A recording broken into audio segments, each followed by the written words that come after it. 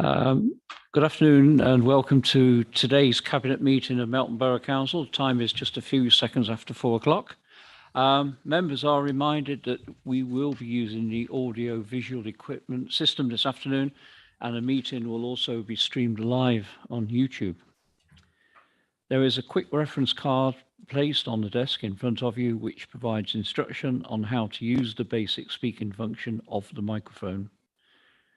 Members are asked to physically raise their hands in the usual way to indicate they wish to speak and to use their microphones, and when speaking for the benefit of all present. The microphone is live when the red light displays. Please switch your mobile phones to silent.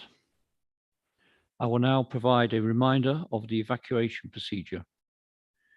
In the event of having to evacuate the council chamber, please leave by one of the 6 emergency exits around the sides of the chamber.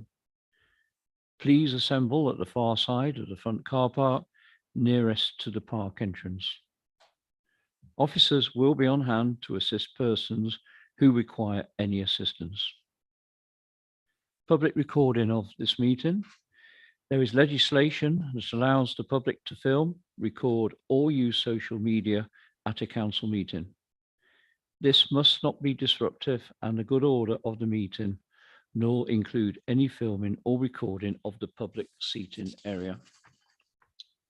So we move on to the agenda item. Apologies for absence. I'm not aware of any at all. Minutes. To confirm the minutes of the Cabinet meeting held on the 9th of February. I'm happy to move those and look to my Deputy Leader to second. Thank you very much, Malise. Does any member have any amendments at all to raise on this? Any issues? Thank you very much. Moving on to the declarations of interest. Members, do you have any items? Alison?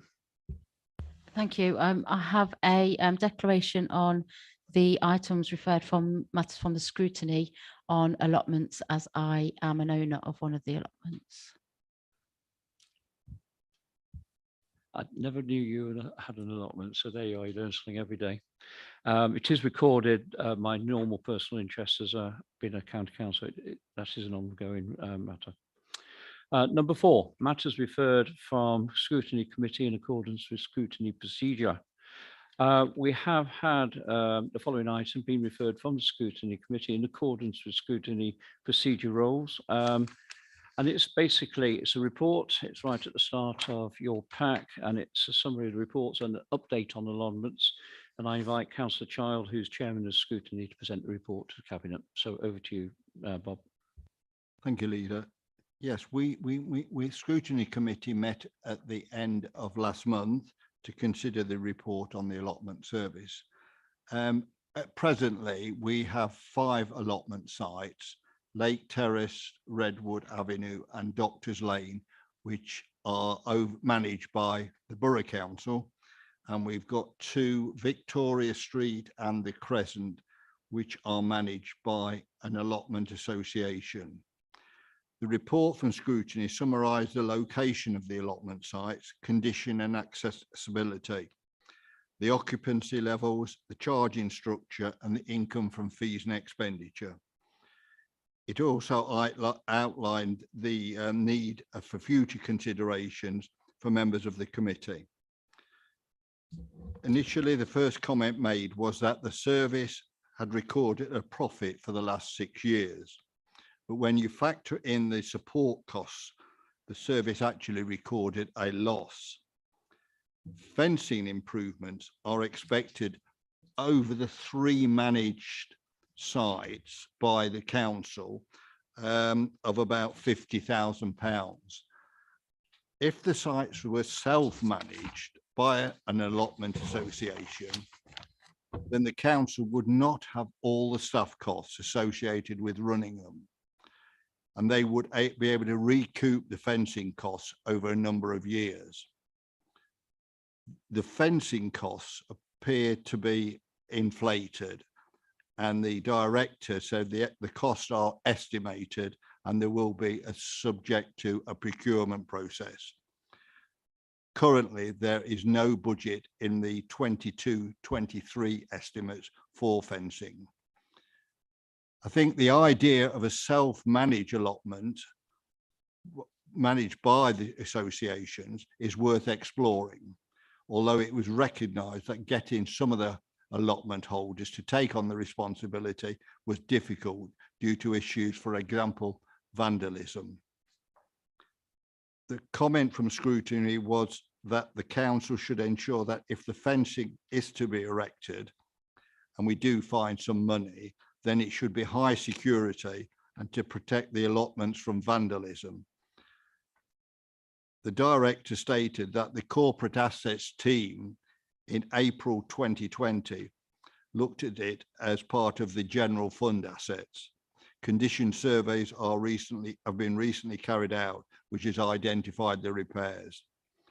These are not considered urgent or a health and safety risk, and therefore that was the reason there was no support for any budget. There was no mention in the report of the allotment competition, which many of us remember was quite a big matter. And the reason for that is that there is currently no budget allocated for this process. Also, the report states that the service has nowhere to place raised beds, but does not mention whether officers have asked other allotment holders to relocate so that there could be beds installed. No mention in the report was how the allotment holders get on with the council, although there's been no complaints over the last 3 years. Members sought reassurance that the allotments wouldn't be used for housing development, which is obviously a concern I had. The director said that the sites are statutory allotment sites and can't be used for housing development unless the council decides to decommission them, and then followed a long legal process. There's also a suggestion that more allotments could be planned as part of the MMDR development, which is encouraging. Support was also expressed for shorter tenancies, as the council might be able to regain the tenancy more quickly, especially if an allotment holder allows their site to fall into disrepair. The Director for Growth and Regeneration said that current leases are for an indefinite period. The outstanding debt of this service stands at £822, and there's been 50 different debts written off over the last 6 years. My concern really is that 10% of the tenants are paying in arrears, and that the council would struggle to obtain payment at the end of some of their tenancies. So that's where we are, and I'm open to any questions. Thank you. Thank you, Bob. Obviously, a lot of work went on into this. I noticed that one bullet point, there are more allotments planned as a result of the MMDR development, and that's encouraging, as you write there.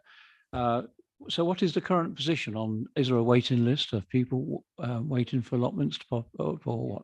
There is a waiting list, and it's quite lengthy, I understand, but as soon as somebody does give termination, the next person on the list is automatically given the chance to accept or reject another allotment. Yeah, so it is very there are people wanting to go for allotments, and I think the report did suggest, which I found odd, that because of COVID, there wasn't quite the interest on allotments, whereas the government have been saying, you know, if to avoid COVID, get in the fresh air, which I did find a strange one, but that's where we are on that. Yeah, it's interesting you mentioned, by the way, the allotment competitions of years ago. I certainly remember the largest marrow and the longest string of bean, and so it goes on. I can remember one year allegations that someone's longest bean had been sabotaged the night before the judging, and so it went on. But that's competition, and it was good. I've also taken note by way the scary costs of the fencing. I mean, fencing is never cheap, but you know, £50,000 is a huge amount of money, and of course, it has to do the job as well. But are there any other points to be raised, Malise, and then Rob? Chairman, it just occurred to me, we've got a waiting list. If we shouldn't analyse it and see where the waiting list comes from a certain area of Melton, and have a look around if there's any suitable land to turn into allotment in that area. It just might be worth looking at. Yeah. Yep. I don't disagree with that, Malise. Thank you, Malise. Bob. Yeah, thank you, Chair. Really want to just thank Scrutiny for this report. I think it's very, very interesting. Yeah, there are some fairly serious items that are raised on this. What I am doing is I'm arranging to go out with relevant officer and actually visit these sites to have a look at them, particularly with regard to the fencing that we have. And I must say this, I think this is a ballpark figure as far as the fencing is concerned.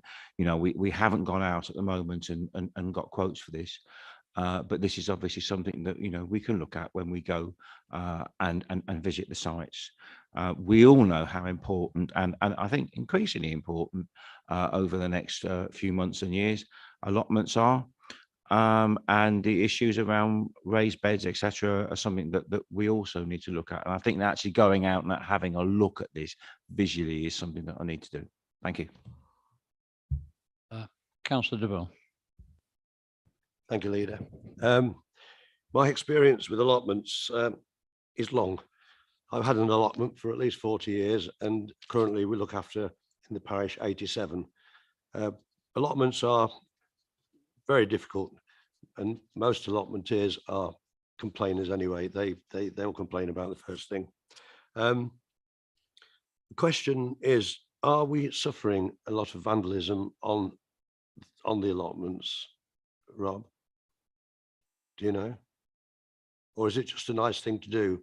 I know that the allotments in the village, there was a campaign to put a security fence all around that, but there's no evidence that anybody ever does any damage on it.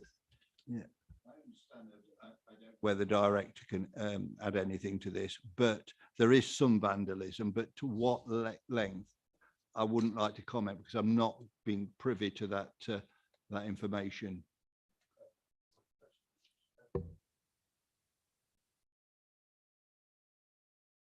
That councils have to provide allotments if sufficient people ask for them. We have allotments, some are managed and some are owned by or run by the council. Do we know if there's a large differential in the rental charged? And do we know the sizes of the allotment plots on either side? Are the plots different on the managed side compared to the council side? Yeah, the details of the number of full plots and half plots. On Lake Terrace, we have 30 full ones and 16 half plots. On Redwood, we have 7 and 14. Doctors Lane, 44 and 20. Victoria Street, which is managed by the association, has got only one full plot and 25 halves. And similarly, the Crescent has 10 and 26. Now, there are at Lake Terrace, according to this, there were 7 vacant plots as at the time of this report. There was none at Redwood, and there was 4 at Doctors Lane. So I imagine that by now they'll have been offered to other people, but I can't confirm that. So we're looking at the 2 big ones, Lake Terrace and Doctors Lane, where there are vacant plots.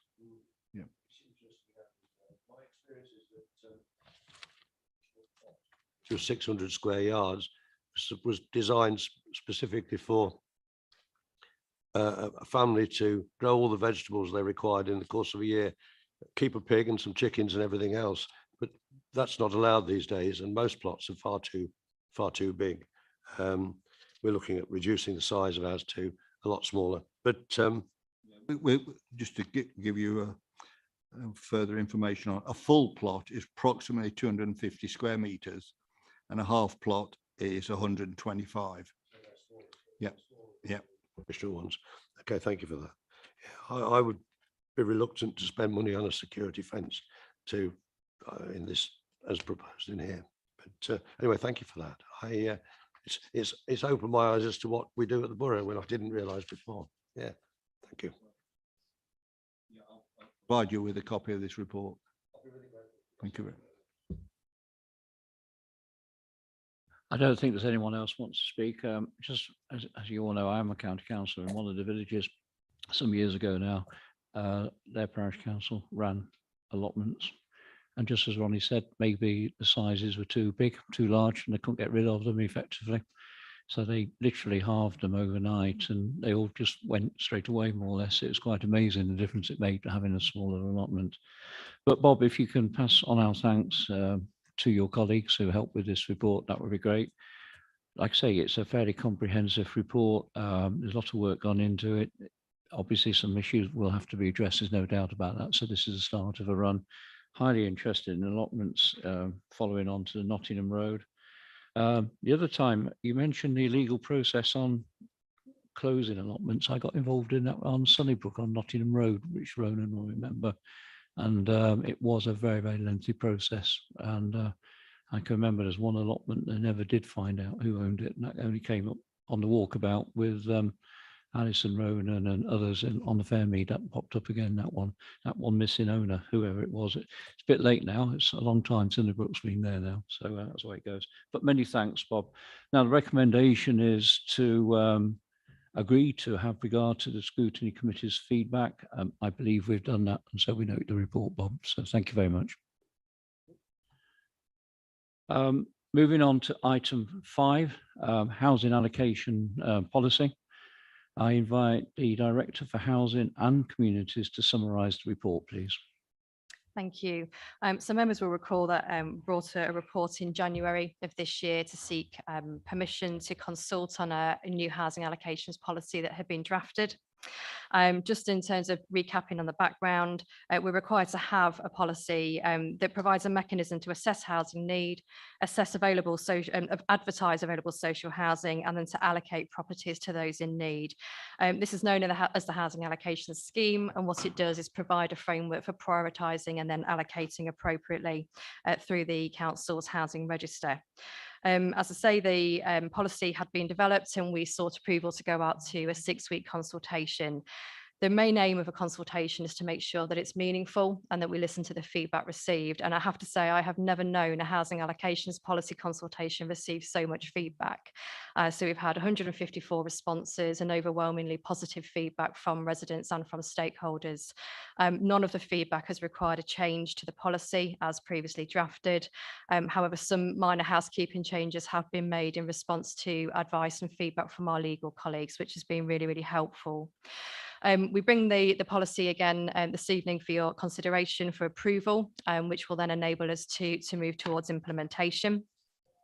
We're asking for 2 things tonight. So one is to approve the policy, but secondly, to delegate to me in consultation with the portfolio holder, the implementation and timeline. And the reason for that is that, as I said last time, in the background, we are still configuring an IT system that will enable us to deliver the new policy. We're in the final stages of testing that. We have just agreed to building a new element, which will allow for an auto bidding function for homeless households, which will be done during April. And so we will just need a little bit more flexibility to implement that, but I will want to make sure we do that in consultation with the portfolio holder so that it's a seamless transition for our residents and applicants. I'll stop there unless there are any questions. Thank you. Don't think there's any questions at this moment in time, but it's possibly best if Councillor Browne, portfolio holder for Council Homes and Landlord Services, to move the recommendation, and then we'll move into any questions at that point. So over to you, Councillor Browne. Thank you, Chair. Yeah, happy to move the recommendation of 2.1 and 2.2. And just to say, just a couple of things is that just really like to thank the officers for all of the work that's taken place, especially Alison, who's done a lot of hard grafting and work on Michelle and the rest of the team as well. But just really just a couple of things just for those who may be watching and scrutinising this publicly, which is absolutely the right thing that should be happening, is that this is not preventing people from getting housing. This is just basically managing the process and making sure people who actually need housing, social housing, actually get that housing. And then there'll be support that will be given to the general population who don't basically meet the criteria for such housing, and that'll be done through our officers and through other agencies as well that work within the borough. So just want to reassure people on that. And from this, there'll be other things that will be happening around the work that we'll do with the private rental sector, housing associations, etc. We'll bring them around the table about future supply of housing, etc. And the final thing is two things really, is that the fact that we've had so much interest from local agencies and bodies, that is quite remarkable. And I have to say that I work with a lot of bigger local authorities than Melton, and that's probably the biggest I've seen, even from the city unitaries, etc. And then just finally is that, we are here to assist people. This is just one vehicle to do it. And I'm happy to move the motion, Chair. Thank you very much, Ronan. I'm very happy to second the 2.1 and 2.2. Just a couple of points I really got to share. One is to say thank you to Alison. She's still a relatively new officer to this council, and she was given this job. And boy, she made a mark with this one. She's done really, really well. And I think that showed in the 154 responses that you mentioned. So Michelle, so I'm over the moon for Alison. She's made a mark so positively so early on. Housing just seems to be going from, obviously it's always a long journey, housing, and I suppose it's one of those issues you never quite get to 100% satisfaction ever, but boy, have we moved a long way in 2.5 years now, Ed? We really have. We've given it a lot of effort, and it's all beginning to pay off. So I'm exceedingly proud of the housing team and the whole council actually for supporting the policy. Now, members, do you have any questions of Councillor Browne or Michelle? Nope. If not, then I ask you to raise your hands in favour of the recommendation 2.1.2.2. Unanimous democracy. If you could note that, please. Thank you very much.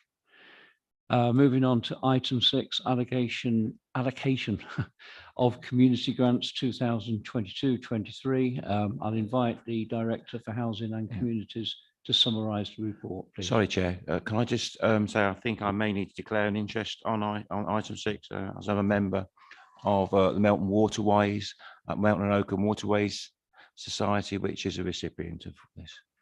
I think Democracy have got that noted now. Yep.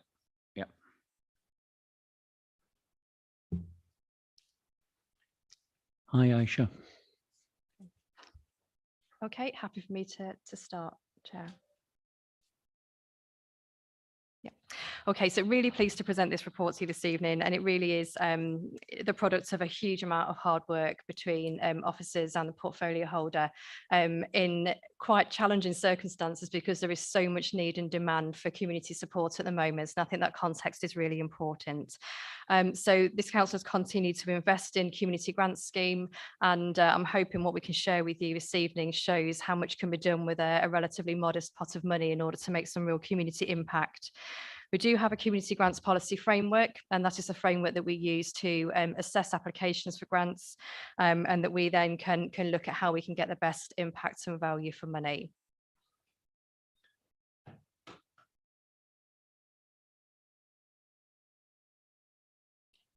Okay.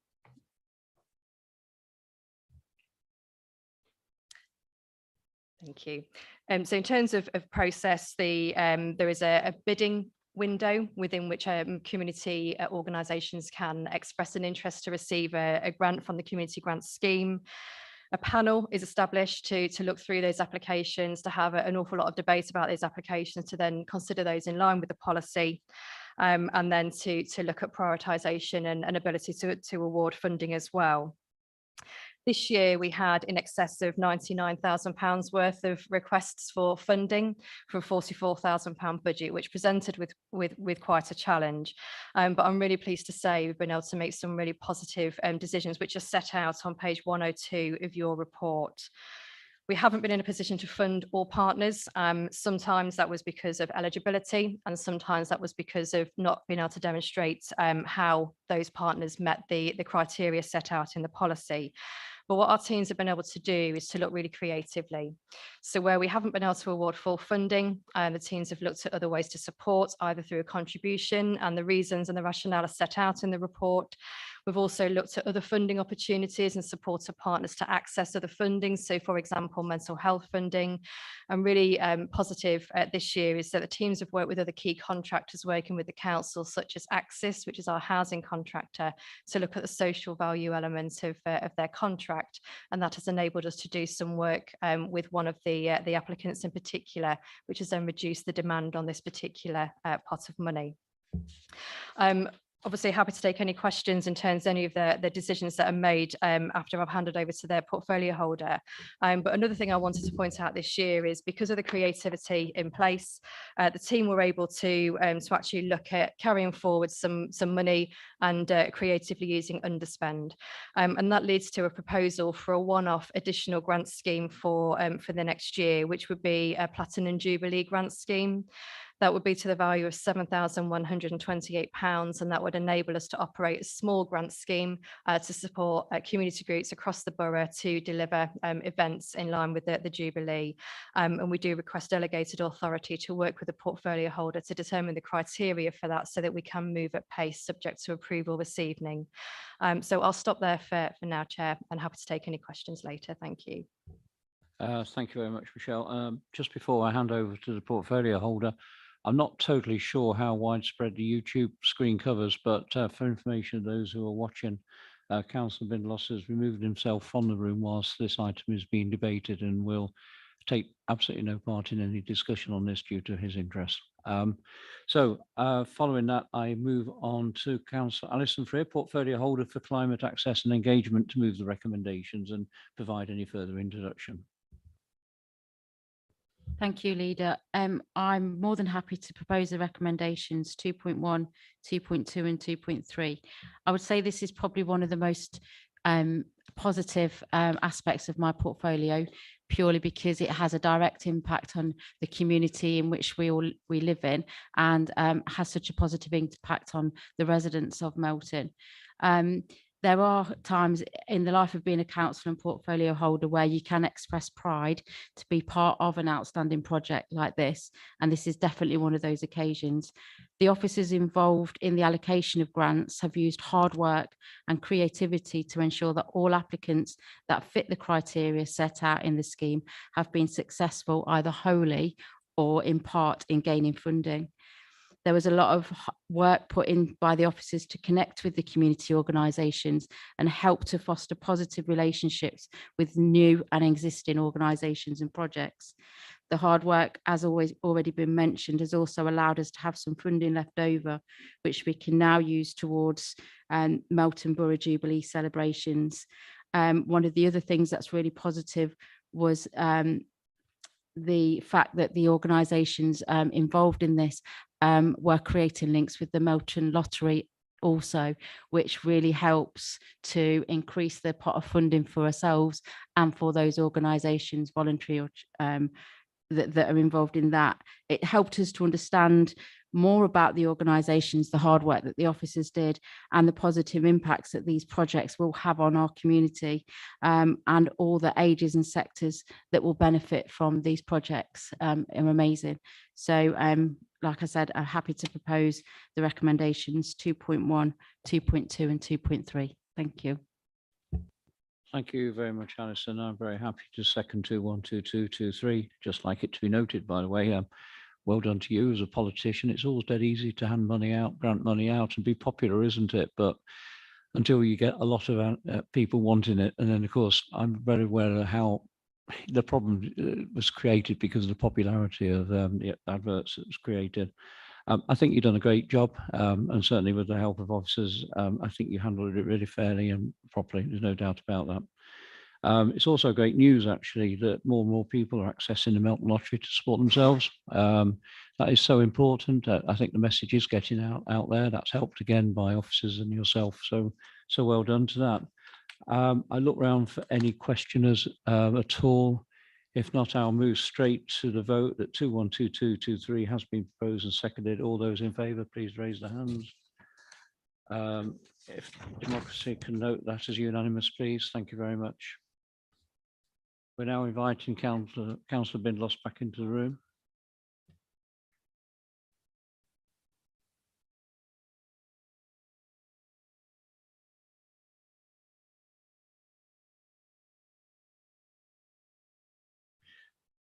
Moving to item 7, Active Together 10-year framework. I hand over to the Director for Housing and Communities to summarise the report, please. Thank you. So this report is the result of a piece of collaborative work across the whole of Leicestershire and Rutland. Really, really positive, proactive partnership to increase physical activity in our communities and also to find ways to increase physical activity amongst those who might not ordinarily be engaging in activities such as that.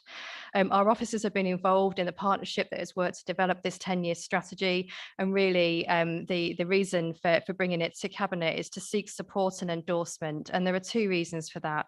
One is that it is really important to demonstrate that continued commitment to supporting health and wellbeing in our communities, and that's something that obviously runs through all of our corporate strategy and the plans and the services that we deliver, but also by demonstrating that endorsement, and all of our councils across the county will be considering the same report.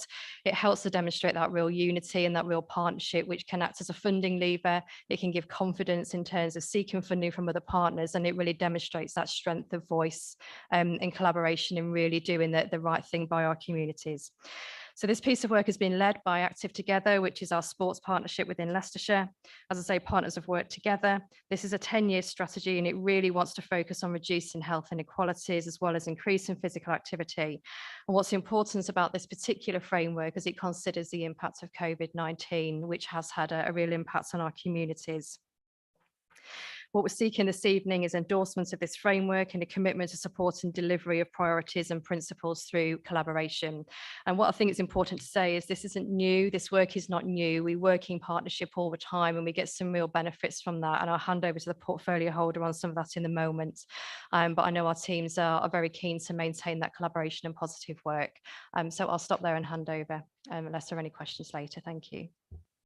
Thank you very much, Michelle. And now I invite Councillor Malise Graham, portfolio holder for People and Communities, to move the recommendation and provide any further information. You will have read the report and the document that came with our papers, and probably, like me, said to yourself, well, this is motherhood and apple pie.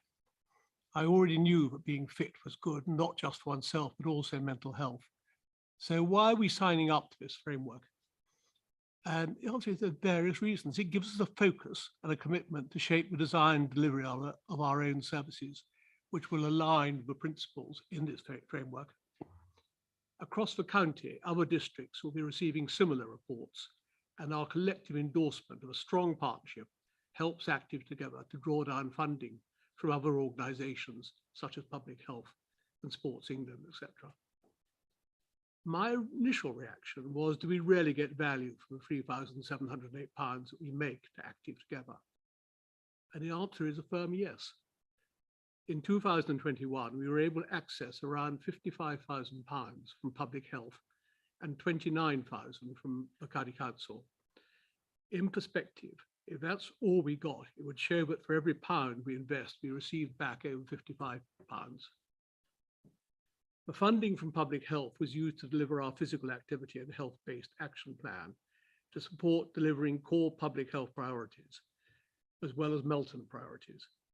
This includes £30,000 for a physical activity development officer, £14,000 to deliver physical activity and health opportunities to children and young people in schools, £1,000 to support active travel, which is walking, cycling and running, £5,000 to deliver our exercise referral programme, that's referral from health practitioners, £2,000 to support falls prevention classes, £3,000 towards physical activity and health interventions in the community, i.e. parent and child yoga and SEN sessions.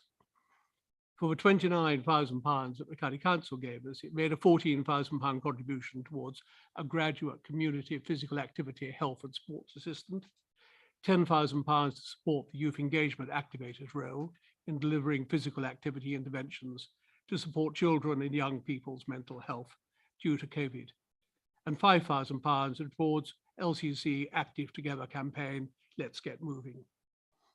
With that win-win situation, I have much pleasure in proposing a recommendation this Cabinet approves and endorses the Leicestershire and Rutland Active Together Physical Activity Framework 2022 to 2031. And that this Council provides a commitment in principle to exploring new ways of working and supporting the delivery of sports and physical activity services. Thank you, Mr. Leader. Thank you, Malise. Thank you, Michelle. Questions, anyone? I'm very happy to second this, and then I'll hand over to you, Ronnie, at 2122. I haven't really got a lot to say. Malise has said an awful lot there, and thanks for all that detail, and also to you, Michelle.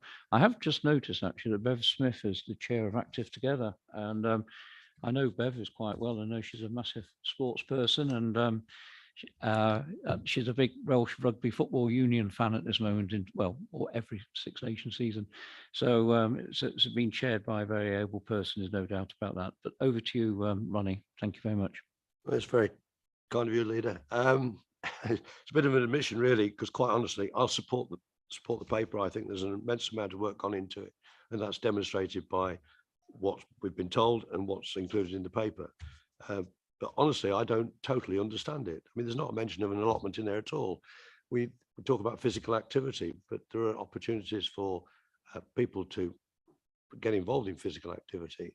With all this, as I say, I'll support the paper, but I was surprised no mention of sort of allotments and that type of thing, which we could include in this, get people out digging, because we're going to need it soon. The way that the supermarket shelves are running empty because the food isn't being brought in from other countries. It's going to become really important for people to start looking at that type of thing. Anyway, thank you very much, Leader. Ms. Leader, I actually totally agree. I know when I dig, I then have to go to the osteopath and get my back sorted out for a long time. And there's no mention of dog walking either, which is the main way that I exercise. But it does show really that for organized activities, this is a wonderful organization. And I think it's up to everybody else to work out their own way of keeping active. Thank you. Yeah, well, thank you very much, members. I think there are no more questions. So I ask those in favour of 2122. It has been proposed and seconded to raise their hands in favour. Unanimous, if that could please be noted by democracy. Thank you very much. Mr. Chief Executive, I believe that's the end of business, is that right? Okay, thank you very much. So I formally close the meeting at 16:38. Thank you very much.